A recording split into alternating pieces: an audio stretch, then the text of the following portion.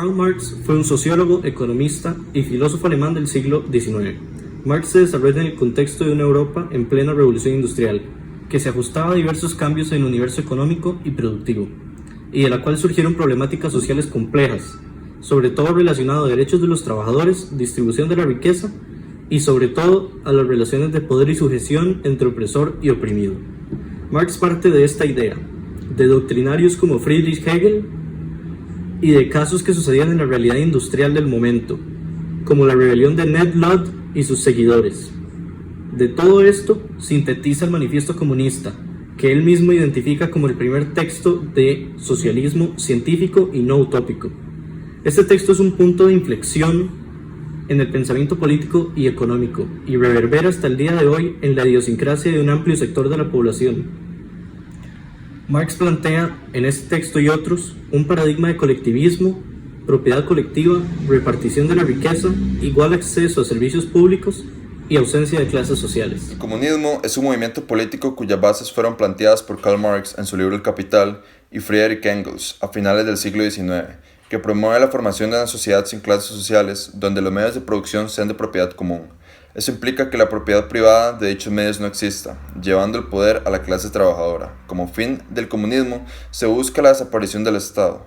Al no existir propiedad privada ni medios de producción, no existe la explotación, haciendo innecesaria la organización estatal.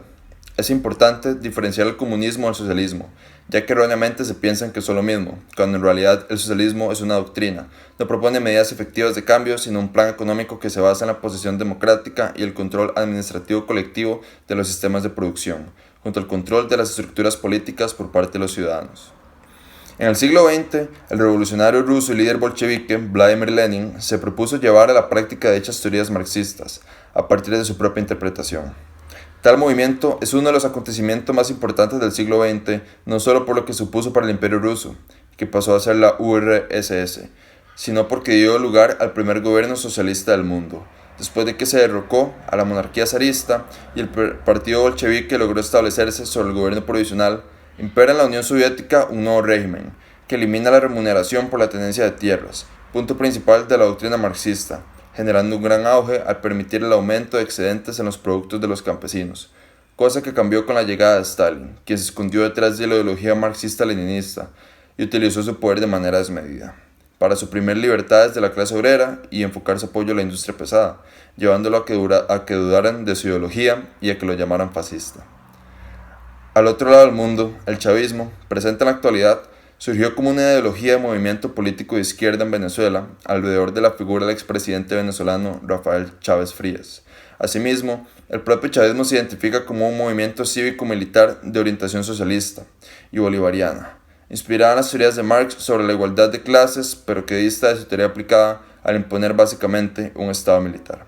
Las posiciones de Hugo Chávez con respecto al pensamiento de Karl Marx cambiaron a lo largo de su vida.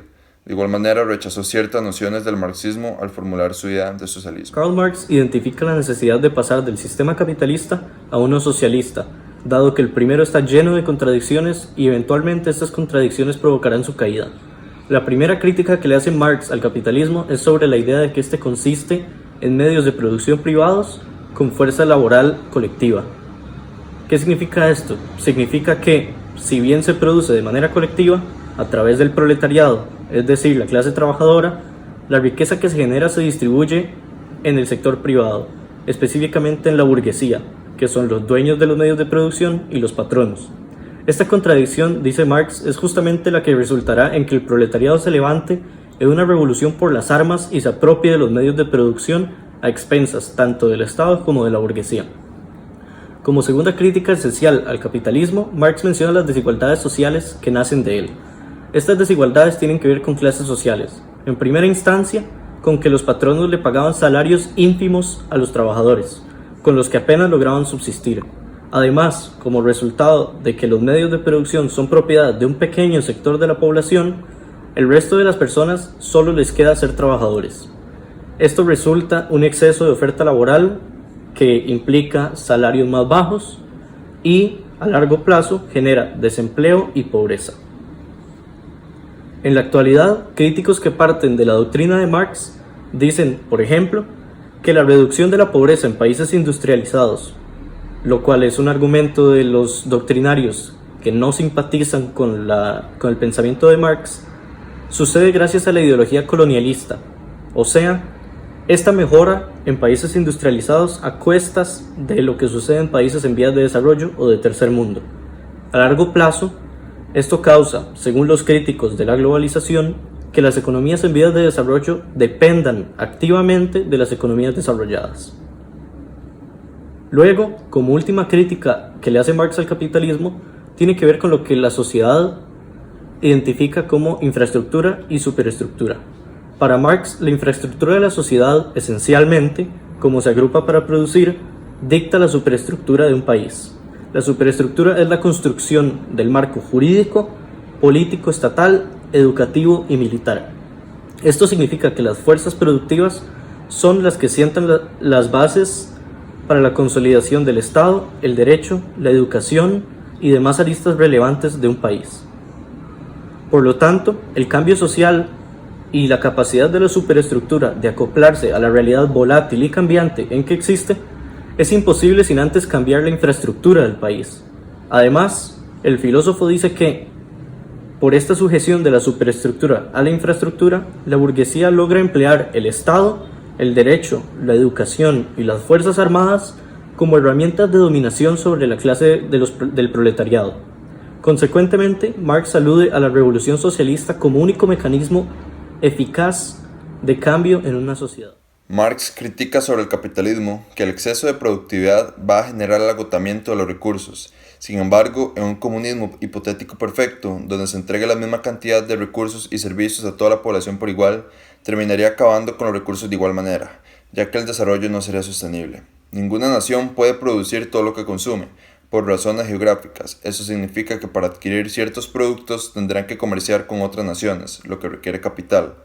Esto sumado al capital y los recursos necesarios para producir lo que el Estado da a su pueblo, y el capital y los recursos utilizados en producir lo que la nación exporta, resulta en un consumo de capital y de recursos quizás hasta mayor que el que le critica Marx al capitalismo.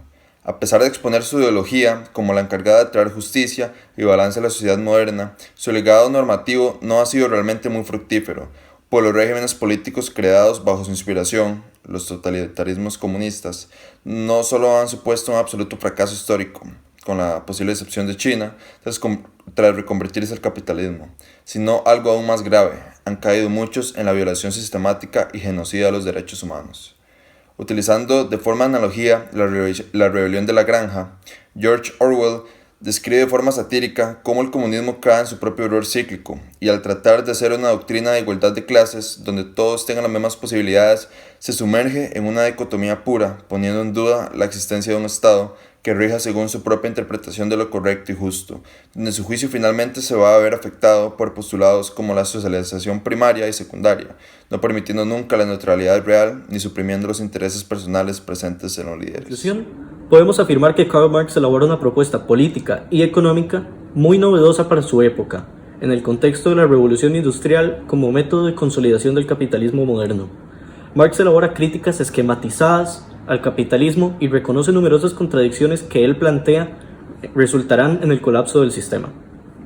Por otro lado, es importante destacar que numerosos doctrinarios, investigadores, sociólogos y sobre todo economistas realizan numerosas críticas a la propuesta de Marx y logran identificar en ella varias contradicciones.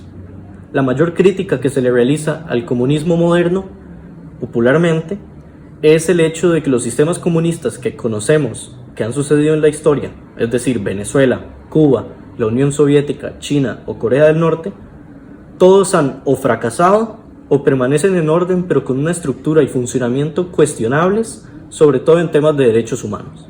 No obstante, debe reconocerse que ninguno de estos sistemas adoptaron la doctrina de Marx por completo, sino que implementaron ciertos elementos de otras doctrinas, ya sea desde un inicio o conforme avanzó el sistema. Finalmente, es posible afirmar que al día de hoy no ha existido un Estado verdaderamente marxista, lo que lleva al argumento de que, hasta que un Estado marxista se instituya y se logre mantener, la doctrina de Marx es considerada una utopía y no una realidad aplicable a la práctica.